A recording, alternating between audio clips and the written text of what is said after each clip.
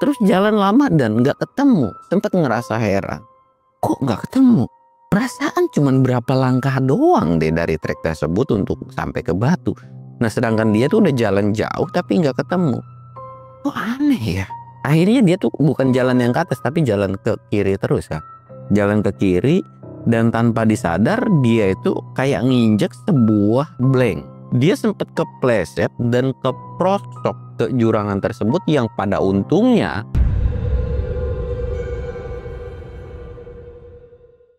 Assalamualaikum warahmatullahi wabarakatuh. Balik lagi di channel Samsul Mister Horror.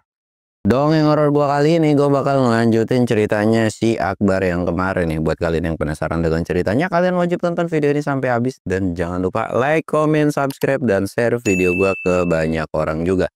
Jangan lupa juga nyalain lonceng notifikasinya biar kalian gak ketinggalan video terbaru tentang gua. Dan buat kalian yang mau ikutan apa trip, kalian bisa kunjungi Instagram gue di bawah sini. Dan buat kalian yang mau lihat video vlog gue juga, kalian bisa lihat di bawah sini. Dan gak usah banyak basa-basi lagi, kita mulai ke segmen donor. Dongeng horor dimulai.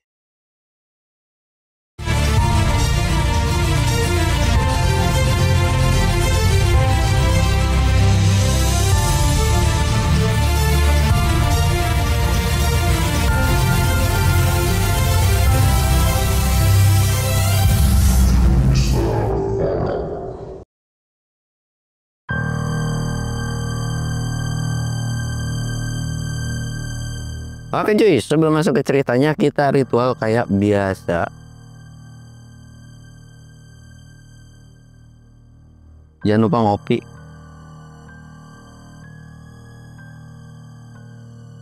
Dan gue mau bilang lagi, pokoknya kalau 100.000 subscriber nanti gue bakalan namanya ngasih naik gunung gratis buat 3 orang ke Gunung Gede. Soal tanggal dan waktu itu gue yang nentuin. Kalau kalian bisa syukur, nggak bisa ya nggak apa-apa. Pokoknya gue akan tanggung semua biaya mulai dari simaksi dan logistik ya. Jadi kayak ketemu di base camp ya udah, ketemu di base camp itu kalian ngongkos sendiri. Dan kalau misalkan kalian nggak bisa pun itu nggak bisa diretur dengan uang atau dengan hal apapun, oke?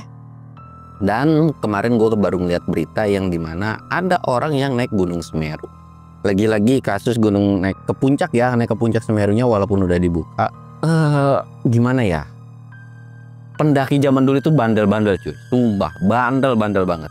Tapi yang membedakannya adalah lu jangan apa-apa sekarang tuh diposting, apa-apa diposting.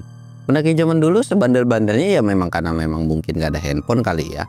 Maksudnya ya mereka naik ilegal dan sebagainya nggak diposting gitu. Jadi ya senyap-senyap aja. Kalau sekarang kan semua udah zamannya sosmed ya, bukan berarti gue bilang lu kalau mau naik ilegal jangan dokumentasi gitu, nggak gitu konsepnya, tapi ya jangan ditiru.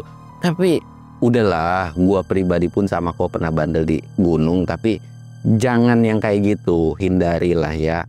Karena bukan soal masalah kalian naik ilegal dan selamat, justru yang paling kesel adalah dihujat sama para netizen, itu yang paling gondok.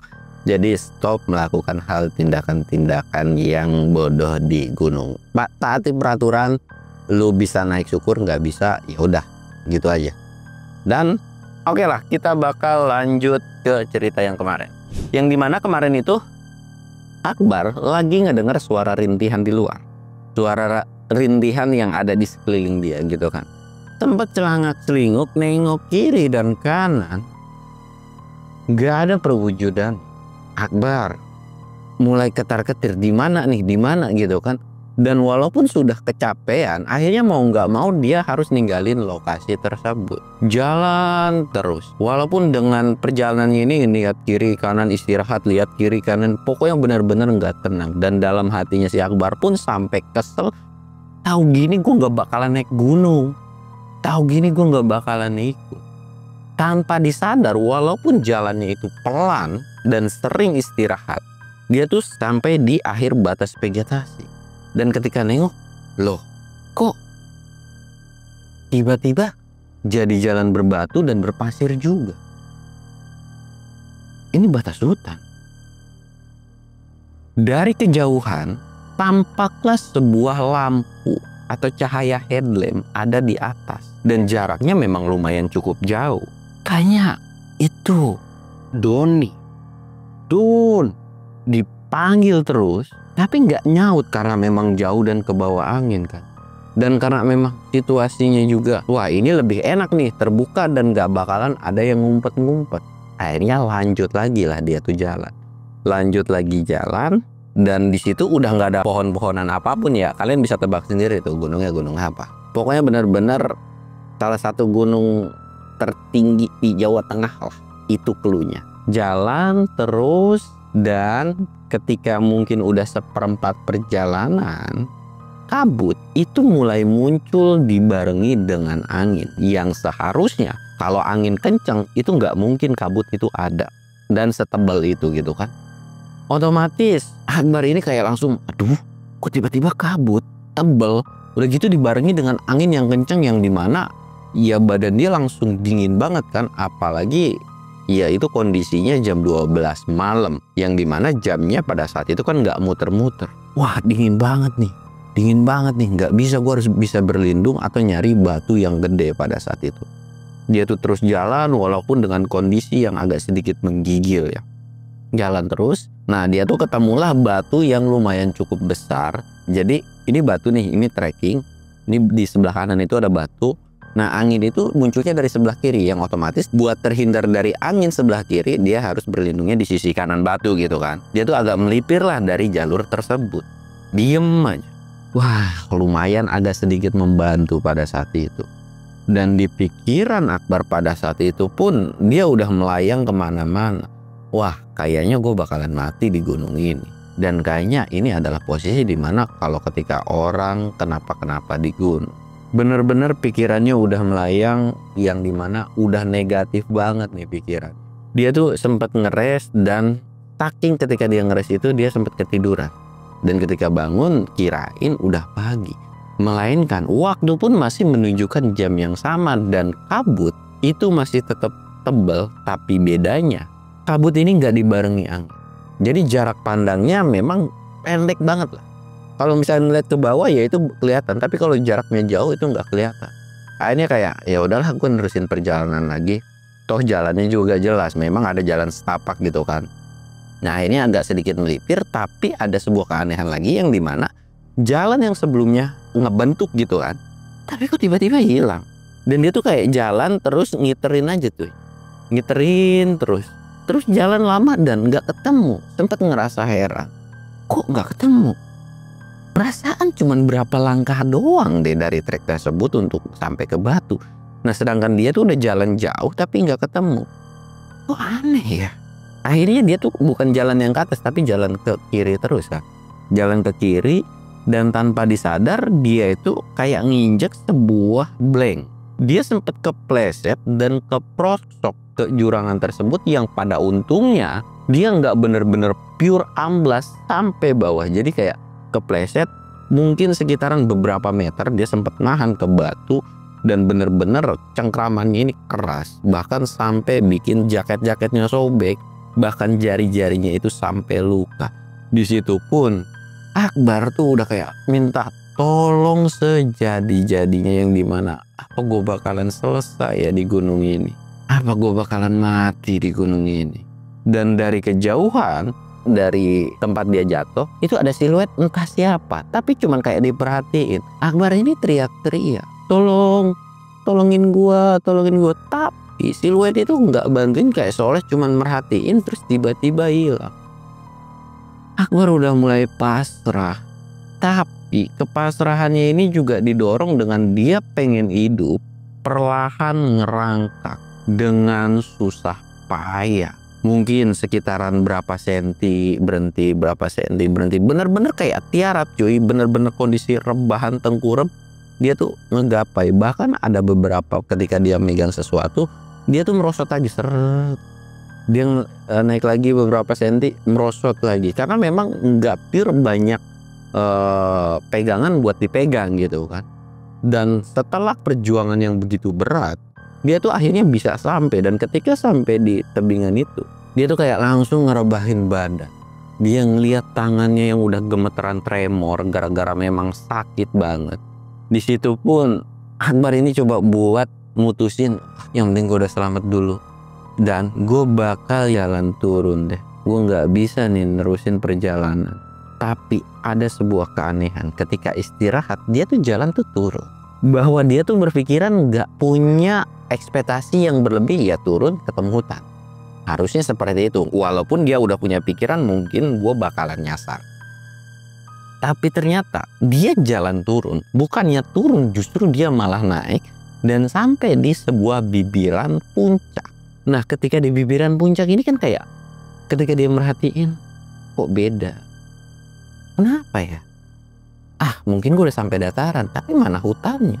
Dan itu pun dibarengi dengan kabut ya. Cuman kabutnya masih tebal, cuman nggak setebal sebelumnya. Jarak pandang masih pendek. Nah ketika dia udah sampai di bibiran puncak ini, jalan itu kan mulai rata nih. Mulai rata, dia jalan perlahan. Dan ketika jalan perlahan, dia baru ngeh bahwa yang dilihat kok ada sebuah plakat.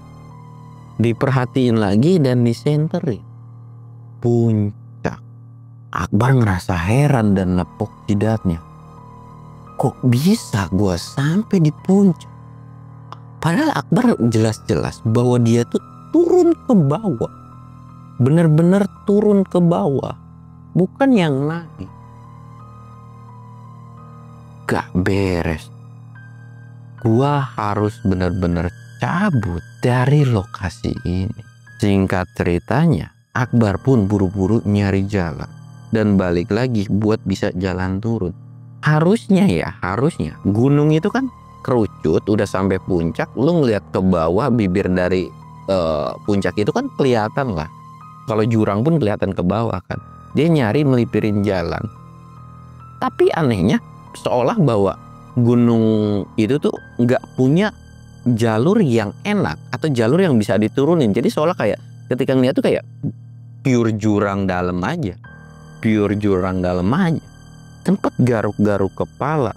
Bahkan seolah dia jalan udah ngitarin tuh puncak. Jadi jalan tuh kayak muter jalan terus balik lagi ke plakat itu, jalan muterin lagi, memastikan jalan yang benar. Udah dicek semua, bahkan dia pun ngerasa kok aneh, nih jam nggak muter-muter dan terus masih kondisi di jam 12. Terus muter nggak ketemu. Memang ada sebuah jalur yang dimana jalur itu adanya sebelah kanan. Di pikiran Akbar pada saat itu kan kalau dia ke kanan itu kemungkinan tengah-tengah kawah. Jadi nggak mungkin kalau dia harus melipir ke kanan. Tapi di situ benar-benar ada sebuah jalan. Nah ketika dia putus asa, frustasi, lagi istirahat juga, dia mau cobalah jalan ke jalur yang memang sudah ada gitu kan. Ya udahlah, gue bodo amat. Jadi udah kayak di tahapan yang frustasi. Dia jalan terus, dan ketika jalan dia ngelihat sebuah lampu cahaya yang ngikutin jalan setapak itu. Ngelihat sebuah lampu cahaya yang dimana makin lama dideketin, dia tuh tahu bahwa yang dilihat itu adalah temannya, yang nggak lain itu adalah si Doni, coy. Doni, benar kan itu Doni? Tapi lagi apa? Diperhatiin terus, dan ketika selesai diperhatiin, disamperin kan, makin lama makin deket. Ketika udah deket, Doni ini langsung kayak bangun dan ngelihat sebuah tangannya. Di situ pun ada sebuah keanehan di mana kok tiba-tiba tangannya itu bersinar, kayak seolah megang sesuatu benda yang bercahaya. Akbar cuman berpikiran pada saat itu, mungkin itu lampu atau pencahayaan dimana buat nyenterin. Tapi langsung buru-buru dikantongin, dan ketika dikantongin memang cahaya itu langsung tiba-tiba seketika hilang gitu aja kan. Kok apa ya? Nah dari situ pun Doni nggak langsung nyapa ya. Jadi Akbar ini kan ya, Don. Justru Doni ini langsung kayak nengok kiri dan kanan, langsung lari dan bahkan nabrak si Akbar. Yang dimana ketika nabrak Akbar itu bener-bener langsung jatuh. Wih, apa-apaan sih lu? Ayo kita turun. Tapi Doni ini nggak ngomong sepatah kata. Akhirnya, walaupun dengan kesel, kali ini Akbar nggak mau ketinggalan atau nggak mau yang namanya kehilangan jejak dari si Doni. Terus-terusan lari. Dan ketika ngejar, yang awalnya nggak ada jalan kan, tapi tiba-tiba ngikutin tuh kok ada jalan lagi. Bener-bener diikutin terus. Kok tiba-tiba ada? Bodo amat deh, yang penting gua harus ngikutin si Doni. terus diikutin walaupun napasnya itu udah kecapean dan bahkan jalurnya itu udah kayak kepleset, terus diikutin. Dan Akbar juga baru sadar ternyata di belakangnya pun ada yang ngikutin dan seolah gerakannya pun sama, lari. Akbar sempat berhenti dan noleh ke belakang. Begitu kagetnya ternyata di belakang itu bukan sosok manusia, bukan sosok setan, tapi ada batu gede yang ngegelinding kenceng banget. Nah, saking kencengnya batu gelindingan itu, Akbar ini langsung buru-buru ngehindarkan. Wah, geblek. Langsung ngehindar, ngebuang ke kanan. Dan karena memang itu adalah kayak refleks kan, akhirnya kayak langsung pas ngebuang ke kanan itu dia kepleset dan ngegelinding juga. Dan tanpa disadar, entah gimana ceritanya, Akbar ini nggak sadarkan diri dan pingsan. Dan nggak tahu terjadi apa sama temennya. Dan setelah akhirnya sadar nih, Akbar langsung kayak ngusap kepala. Astagfirullahaladzim. Gue di mana ya? Dicek lagi. Kondisi pada saat itu pun masih kondisi gelap gulita. Dalam kondisi gelap gulita ini, Akbar cuma bisa nengok kiri dan kanan. Badannya semua udah kerasa sakit semua. Badannya bahkan dia ngeliat di bagian beberapa lokasi perawakannya kayak darah merah semua.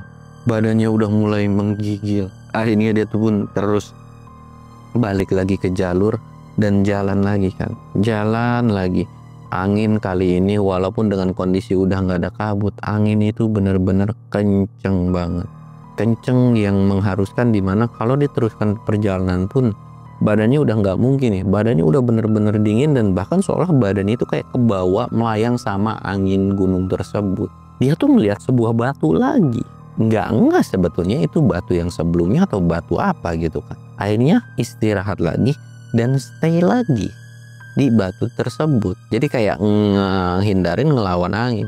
Dia tuh cuman bisa penderan di batu tersebut. Dalam hati Akbar, ya mungkin ini udah takdir gua dan gua bakalan meninggal di gunung ini. Karena udah bener-bener capek banget, nggak punya tenaga, nggak ada logistik, nggak ada hal apapun.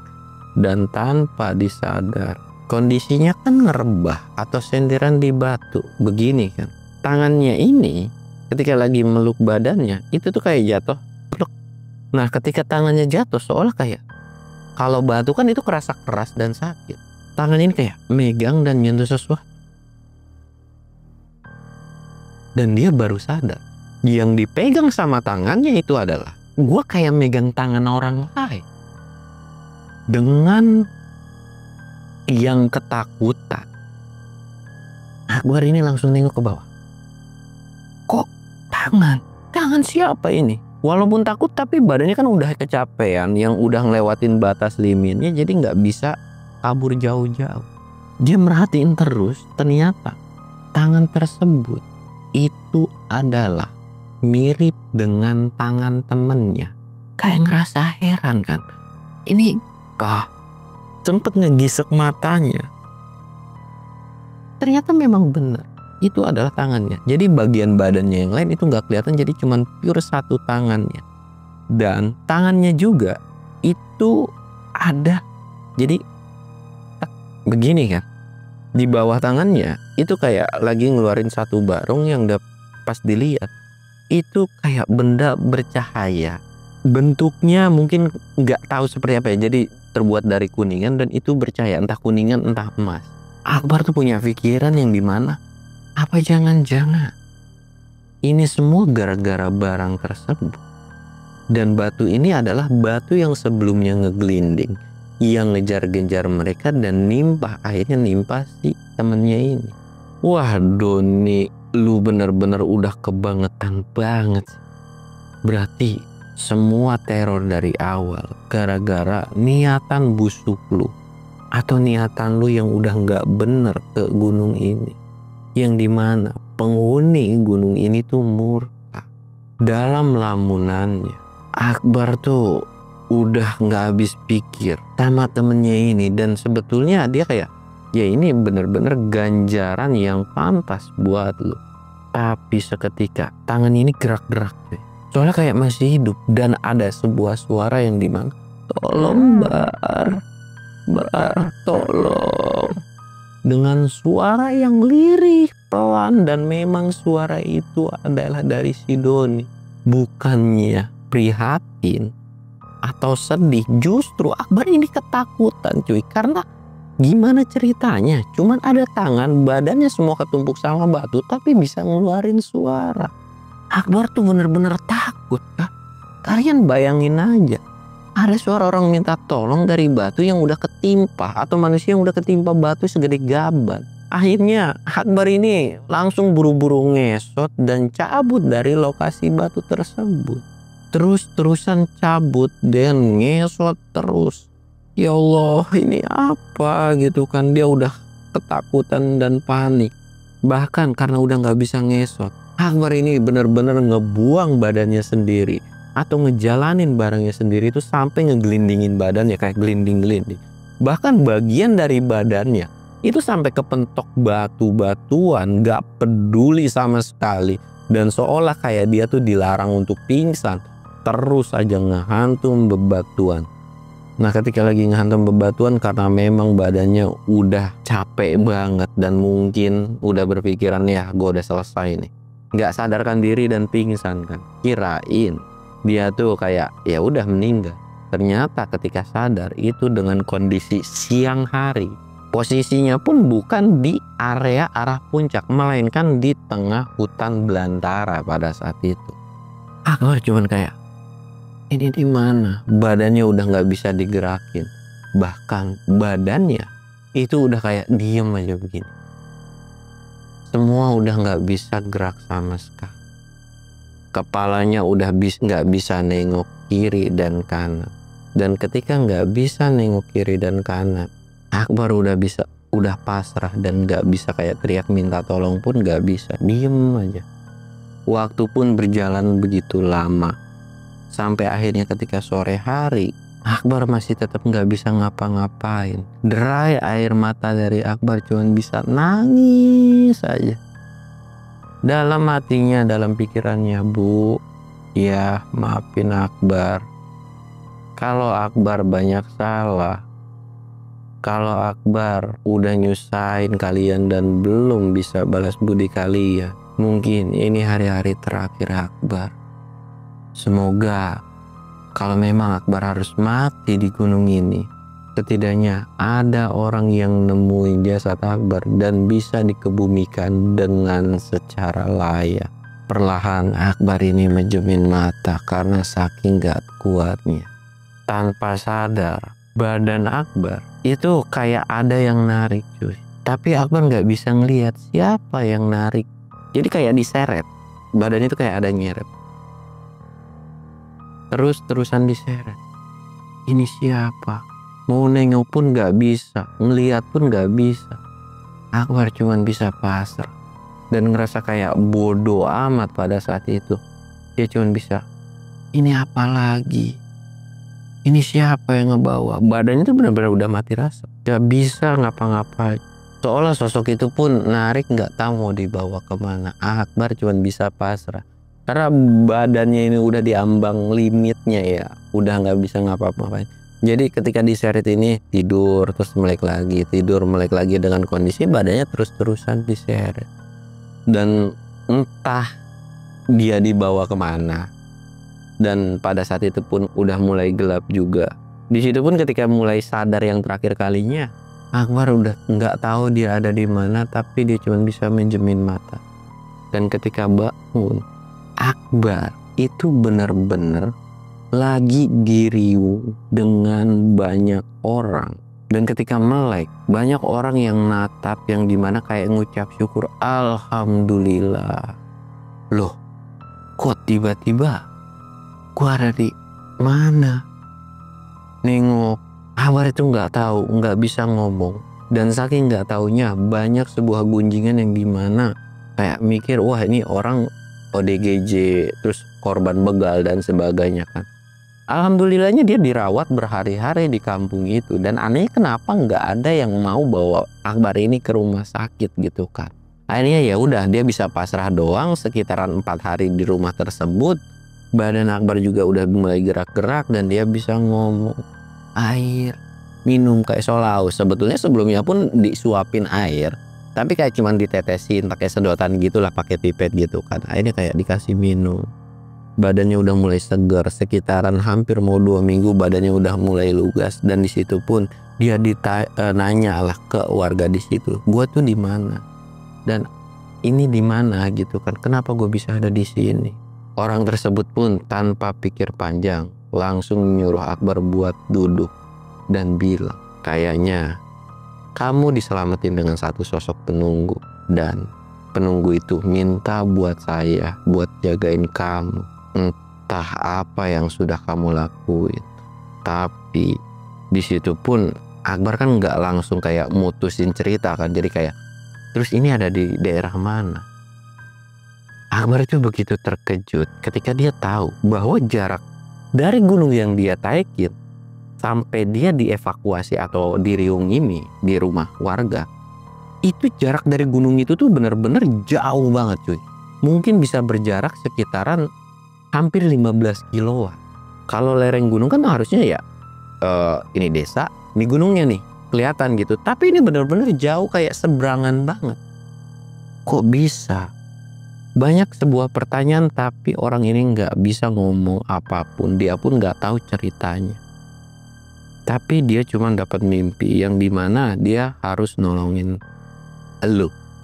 Dan makanya dia dibawa ke sini dan akhirnya diobatin. Kenapa alasannya nggak dibawa ke rumah sakit pun? Karena sakit yang diderita itu bukanlah perihal medis, melainkan memang gangguan-gangguan dari sosok-sosok yang gangguin Akbar. Akbar cuma bisa duduk dan nangis. Di situ pun sambil nangis Akbar nyeritain tentang perihal kenapa dia bisa seperti itu. Dan warga tersebut pun cuma bisa ngangguk-ngangguk doang dan cuma bisa berpesan, ya itulah keserakahan manusia, dan itu juga yang mengakibatkan kamu dan teman kamu bisa terjadi. Dan kamu harusnya bersyukur bahwa kamu masih bisa selamat dari gunung itu. Terus Akbar ini sempat nanya, terus temen gua gimana? Warga itu cuma gelengin kepala seolah pertanda bahwa temennya memang sudah tidak bisa diselamatkan lagi. Di situ pun Akbar cuma bisa nunduk dan bingung harus ngomong dan nyeritain apa ke keluarganya. Tapi memang ketika pendakian itu keluarganya nggak ada yang tahu kan. Dan singkat cerita 1 bulan ada di kampung tersebut akhirnya udah fit, dan bersyukurnya warga itu pun ngasih uang buat ongkos Akbar. Itu tuh Akbar udah janji suatu saat Akbar akan ngebalikin kebaikan mulai dari uang dan semuanya. Tapi warga itu bilang nggak perlu, nggak apa-apa. Dan ini pun bukan bantuan hal yang besar gitu kan. Jadi kayak ya kalau memang lu nggak mau balikin pun nggak apa-apa. Yang penting lu jalanin hidup lu kedepannya dengan yang lebih baik. Jangan pernah melakukan hal yang seperti itu lagi. Dan ada sebuah masalah yang dimana lu harus bisa ngejelasin tentang temen lu yang meninggal itu. Singkat ceritanya, ya Akbar ini balik ke rumah. Balik ke rumah ini benar-benar ditangisin sama keluarganya, yang dimana ketika Akbar pulang memang banyak luka-luka yang masih sakit kerasa, dan badannya pun benar-benar belum fit sebetulnya. Di situ pun nangis, lu kenapa, lu pergi kemana gitu kan. Akbar cuma bisa meluk orang tuanya sambil nangis sejadi-jadinya. Sekitaran 4 hari itu nggak cerita apapun. Akbar benar-benar diem dan murung. Dan hari kelima Akbar pun akhirnya menceritakan kenapa dia bisa terjadi kayak gitu. Orang tuanya cuma bisa meluk. Dan di situ pun orang tuanya itu kayak bilang, ya kita harus ceritain ke keluarganya. Singkatnya keluarganya Akbar ini datang, termasuk Akbar juga gitu kan. Pergi ke keluarga Doni. Keluarga Doni itu kayak nggak percaya dan makan. Justru Akbar ini disalah-salahin. Gak mungkin nih, kok bisa lu doang yang selamat, anak gua nggak selamat. Di situ pun ya karena keluarga si Akbar ini nggak terima, udah dikasih tahu malah kayak begitu kan. ya bodo amat. Nah, walaupun ada sebuah percecokan bahkan sampai mau dituntut. Jadi sebelum dituntut ini kayak dicari dulu. Nah, laporan dari gunung tersebut itu nggak ada yang namanya Doni dan Nak Akbar. Catatannya itu bener-bener pure hilang. Bahkan ya keluarga dari Doni ini sampai nurunin orang-orang berpengalaman buat ngerescue atau buat nyari jejak-jejak dari dari si Doni ini, itu nggak ada, termasuk tenda dan sebagainya pun itu nggak ada.